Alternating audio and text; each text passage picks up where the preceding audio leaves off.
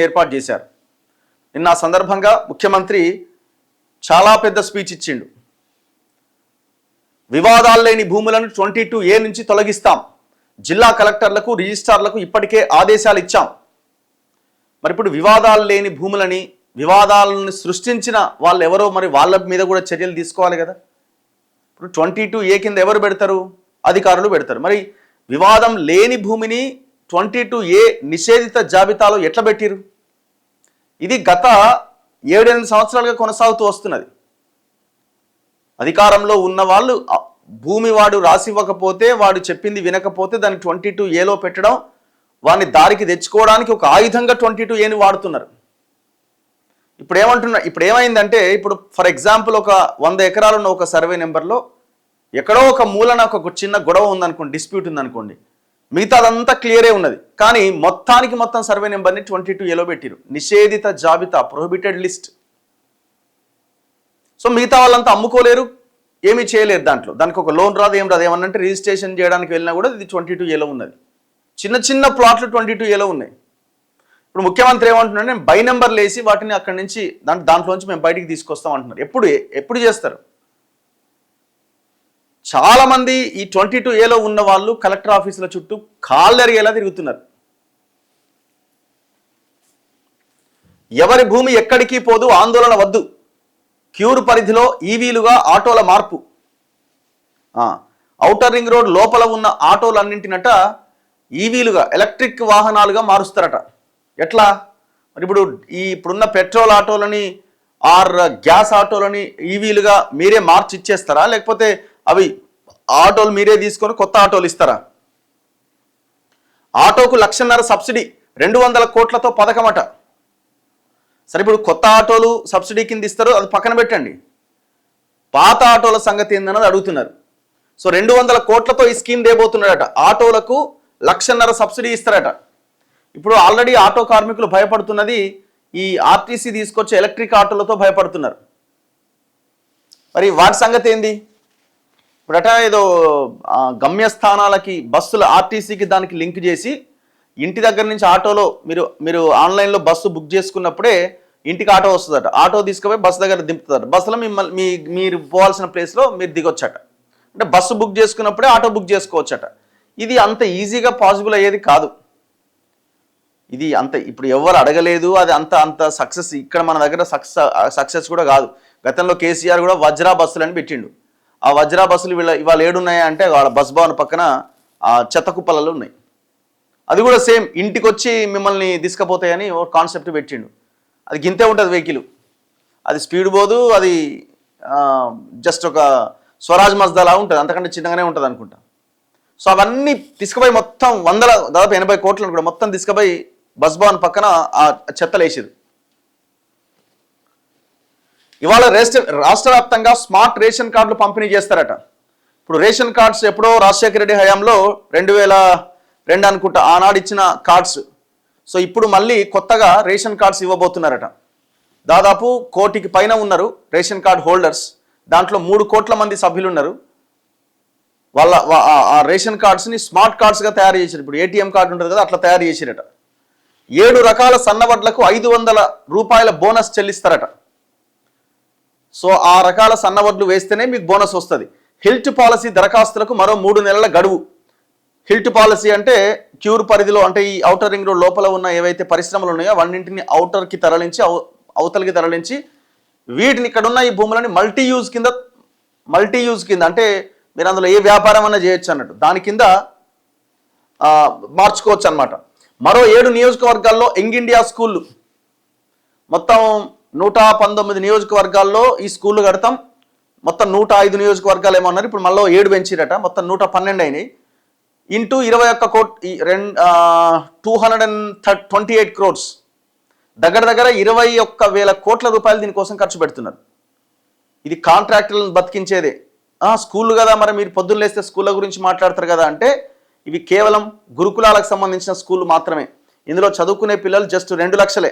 ఆయన అన్ని వేల కోట్లు ఖర్చు పెట్టినా జస్ట్ 2 లక్షల మందికి ఉపయోగపడుతుంది. అది గ్రామాల్లో ఉన్న స్కూళ్ళ సంగతి ఏంది? ఇప్పటికే రకరకాల మోడల్ స్కూల్ అని అవని వచ్చి ఆ గ్రామాల్లో ఉన్న స్కూల్ మొత్తం మూతపడుతున్న వాళ్ళకి ఎవరు పోతలేరు. మీరు చరిత్రలో అండ్ ప్రపంచమంతా చూస్తే ఏ దేశంలో అయినా హాస్టల్స్లో చదువుకుంటున్న పిల్లల శాతం ఎంత, డే స్కాలర్స్గా ఇళ్ళ నుంచి వెళ్ళి చదువుకుంటున్న పిల్లల శాతం ఎంత లెక్క తీయండి. 99% మంది శాతం స్కూళ్ళు మొత్తం డే స్కాలర్ స్కూల్లే ఉన్నాయి. ఈ హాస్టల్స్ అనేది చాలా తక్కువ. ఇది మన దగ్గర ఎక్కువైపోయింది. మొన్న కేసీఆర్ 1000 హాస్టల్ అన్నాడు, ఇప్పుడు ఈయన దాన్ని యంగ్ ఇండియా స్కూల్ అంటున్నాడు. మరి గ్రామాల్లో ఉన్న స్కూల్ ఏమైపోవాలా? ఇప్పుడు ఎందుకు హాస్టల్కి పంపిస్తారు? ఆ ఊర్లో ఉన్న స్కూల్ బాగాలేకపోవడం వల్ల చదువుతలేడు పిల్లగాడని ఈ హాస్టల్లో పడేస్తే ఉంటాడేమో అని హాస్టల్స్కి పంపిస్తారు. అండ్ ఇంకోటి, చదివించే స్తోమత లేకపోవడం, ఊర్లో ఉన్న స్కూల్ ఆగమైపోవడం, బాగాలేకపోవడం. ఇప్పుడు మీరు ఆ టీపీఎస్లను ఏదైతే తెలంగాణ ఎడ్యుకేషన్ కమిషన్ ఏదైతే మీకు పాలసీ తయారు చేసి ఇచ్చిందో దాంట్లో మండలానికి ఒక 5 టీపీఎస్లు కట్టమన్నది కదా, మరి గవి కట్టొచ్చు కదా. వాళ్ళు చెప్పిన లెక్క ప్రకారం, నివేదిక ప్రకారం జస్ట్ ఒక 36,000 కోట్లు ఖర్చు పెట్టిన మొత్తం విద్యా వ్యవస్థ రూపురేఖలే మారిపోతాయి అన్నారు. మరి 2 లక్షల మంది పిల్లలు చదువుకునే యంగ్ ఇండియా స్కూళ్ళకేమో 25,000 కోట్లు పెడుతున్నారు. ఇది 30,000 కోట్లకు దాటిపోతుంది ఈ బడ్జెట్.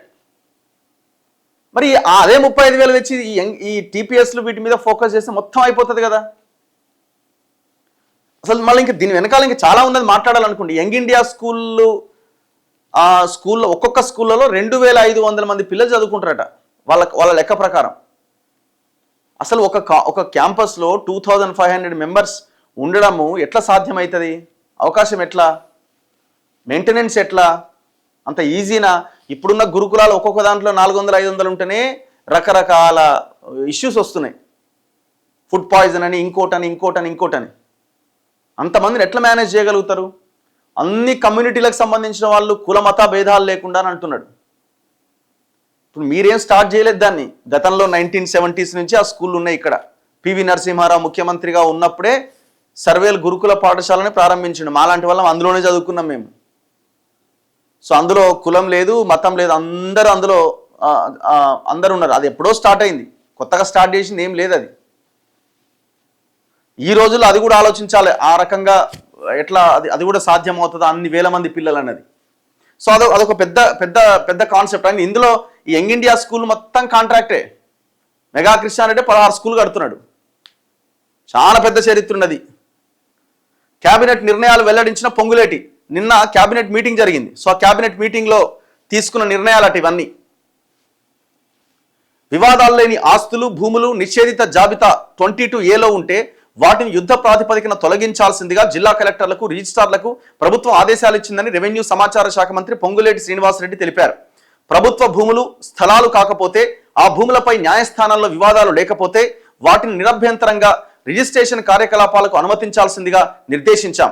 ఒక్క అంగుళం భూమి కూడా ఎక్కడికి పోదని, ప్రజలెవరూ ఆందోళన చెందవద్దని సూచించారు. 22A జాబితాకు సంబంధించి ఏదైనా అంశం మీడియా దృష్టికి వస్తే తన నెంబర్కు వాట్సాప్ ద్వారా పంపించాలి, గంటలోపే స్పందిస్తా.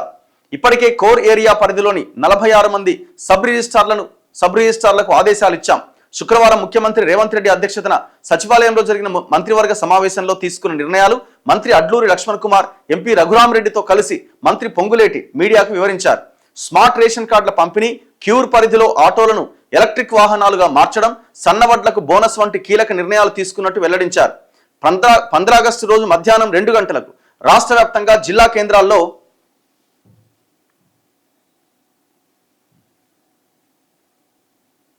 స్మార్ట్ రేషన్ కార్డులు పంపిణీ చేపట్టాలని మంత్రివర్గ సమావేశం నిర్ణయించింది. రాష్ట్రంలో మొత్తం 3,43,000 కుటుంబాలకు ఏకకాలంలో స్మార్ట్ రేషన్ కార్డులు ఇస్తారట. అంటే ఇప్పుడు ఫస్ట్ విడతగా తయారైన కార్డులు. గత ఏడాది డిసెంబర్లో తెలంగాణ రైజింగ్ గ్లోబల్ సమ్మిట్ నిర్వహించినట్టుగానే ఈ ఏడాది కూడా డిసెంబర్ 7, 8, 9 తేదీల్లో తెలంగాణ ఇన్వెస్ట్మెంట్ థీమ్తో సమ్మిట్ 2.0 నిర్వహించాలని మంత్రివర్గం నిర్ణయించిందట.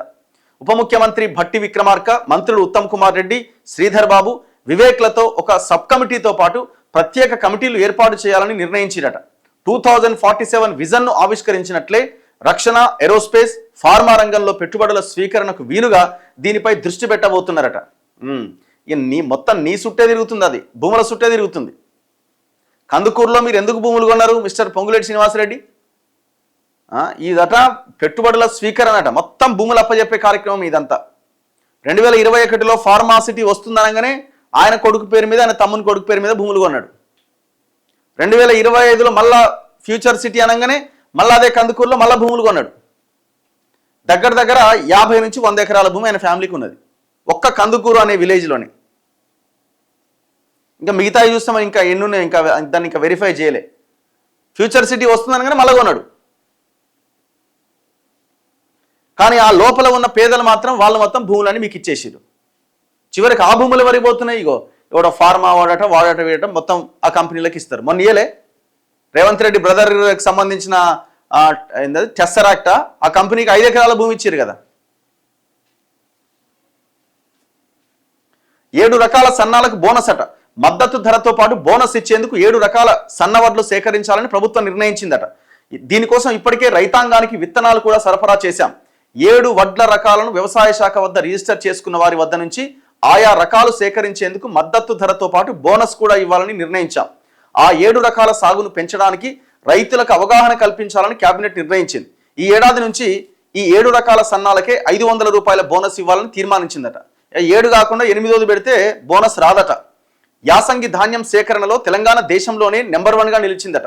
గతంలో ఎన్నడూ లేని విధంగా ఈసారి 81,16,000 మెట్రిక్ టన్నుల ధాన్యాన్ని ప్రభుత్వం కొనుగోలు చేసింది. ఇందులో 63,62,000 టన్నుల ధాన్యాన్ని మాత్రమే కేంద్రం సేకరిస్తోంది. మిగతా 17,54,000 టన్నులు ఈ వేలం ద్వారా విక్రయించేందుకు కేబినెట్ ఆమోదం తెలిపిందట. క్వింటాల్కు 2,389 కనీస ధరగా నిర్ణయించి విక్రయించాలని నిర్ణయించిందట. ఏది ఇప్పుడు అది కాకుండా మిగతాదంతా వీళ్ళే మేమే కొనుగోలు చేసి దాన్ని వేలం వేసినామని చెప్తున్నారు. కనీస మద్దతు ధర అంటే ఆ వేలంలో ధర 2,389 రూపాయలు నిర్ణయించారట.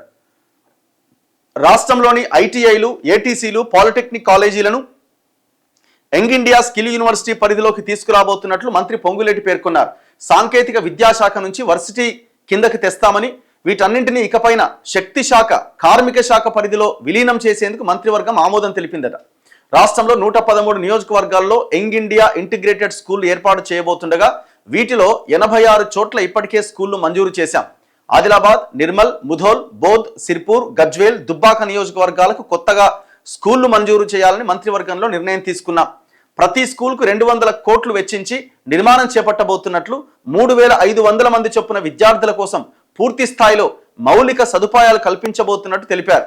2,500 మంది కూడా కాదట, 3,500 మంది ఒక క్యాంపస్లో అట. ఒకసారి ఊహించండి, అసలు ఆ క్యాంపస్ని ఎట్లా మెయింటైన్ చేస్తారు, ఎట్లా సాధ్యమవుతుంది? నాకు తెలిసి చరిత్రలో కాదు ప్రపంచంలోనే ఎక్కడ లేదనుకుంటా ఇంత పెద్ద క్యాంపస్.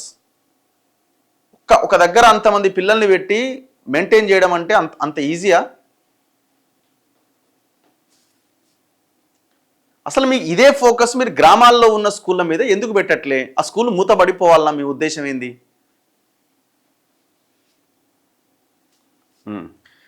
అండ్ ఇంకొకటి, ఆటో కార్మికులకి ఏంటంటే ఈ ఆటోలనట ఎలక్ట్రిక్ ఆటోలుగా మార్చుకోవడానికి సబ్సిడీ అట. కోర్ అర్బన్ రీజియన్ క్యూర్ అంటే ఔటర్ రింగ్ రోడ్ లోపల ఈ పరిధిలో కాలుష్యాన్ని నియంత్రించి హైదరాబాద్ను గ్రీన్ సిటీగా మార్చేందుకు మంత్రివర్గం కీలక నిర్ణయం తీసుకుందట.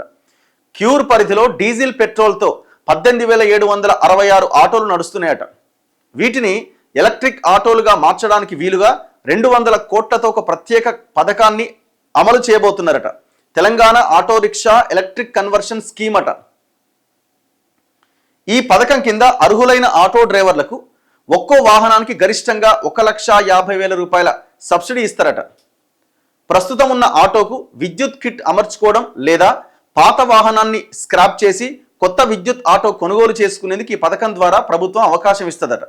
ఇక ఔటర్ రింగ్ రోడ్ లోపల ఉన్న 21 పారిశ్రామిక వాడల్లోని 9,292 ఎకరాల భూములు క్రమబద్ధీకరించి ఆయా పరిశ్రమలను ఔటర్ అవతలికి తరలించడానికి వీలుగా ప్రభుత్వం తెచ్చిన హిల్ట్ పాలసీ కింద దరఖాస్తు చేసుకునే గడువు మరో 3 నెలలు అంటే అక్టోబర్ 31 దాకా పొడిగించారట. ఇట్లా కొన్ని కీలక నిర్ణయాలు తీసుకున్నారు. మరి ఈ నిర్ణయం ఆటో కార్మికులకు ఇదేమో క్యూర్ పరిధి లోపల మీకున్న ఆటోలను ఎలక్ట్రిక్ ఆటోలుగా మార్చుకోవడానికి అవకాశం అట. దానికి కొంత సబ్సిడీ ఇస్తామని అంటున్నారు. ఇంకోటి, ఆర్టీసీ తీసుకొచ్చే ఈ ఎలక్ట్రిక్ ఆటోల మీద గొడవ కూడా చేస్తున్నారు.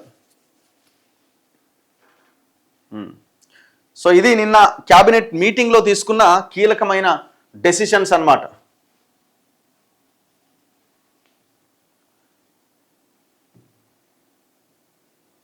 ప్రజలు తమ బాధ్యతలు సరిగ్గా నిర్వర్తిస్తే దేశం బాగుపడుతుంది, నాయకులు కూడా ఆటోమేటిక్గా మారుతారు.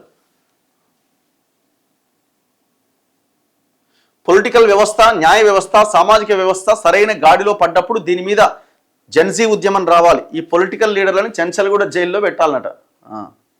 దేశం ఎప్పుడు బాగుపడుతుందంటే ట్రాఫిక్ సిగ్నల్స్ దగ్గర రెడ్ లైట్ పడ్డప్పుడు ఒక హార్న్ సౌండ్ కూడా వినిపించినప్పుడు, రాంగ్ రూట్లో ఎవరు రానప్పుడు దేశం బాగుపడుతుందట, బాగుపడ్డట్టే అట. అంటే ప్రజలుగా మన డ్యూటీస్ మనం కరెక్ట్గా చేయాలి.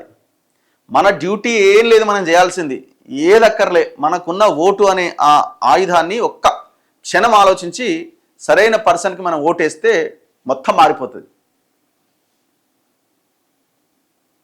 అన్న ఉన్న స్కూల్లో టీచర్లు లేరు, మా విలేజ్లో స్కూల్ చాలా బాగుంది బట్ యూజ్ లేదట. ఇప్పుడు ఏమంటారంటే వీళ్ళు జీరో స్కూల్స్ అంటారు. అంటే అటెండెన్స్ లేదు, ఎవరు వస్తలేరు కాబట్టి మేము స్కూల్ మూసేసినాం అంటారు. స్కూల్ మూసేయడానికి కారణం ఏంటనే వాడు చెప్పాడు. స్కూల్ మూసేయడానికి కారణం ఏంది? ఆ బిల్డింగ్ బాగుండదు, టీచర్లు ఉండరు. పేరెంట్స్ ఏం చేస్తారు, హై టీచర్ లేరు, ఏం లేరు, పిల్లగాడు చదవాగం అవుతుందని చెప్పి తీసుకుపోయి ప్రైవేట్ స్కూల్లోనో ఇంకో దగ్గరనో వేస్తారు. లేకపోతే నా హాస్టల్ ఉంటే హాస్టల్లో పడేస్తారు.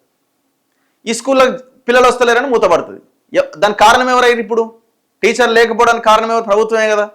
బిల్డింగ్ బాగాలేకపోవడానికి కారణం ఎవరు? ప్రభుత్వమే కదా.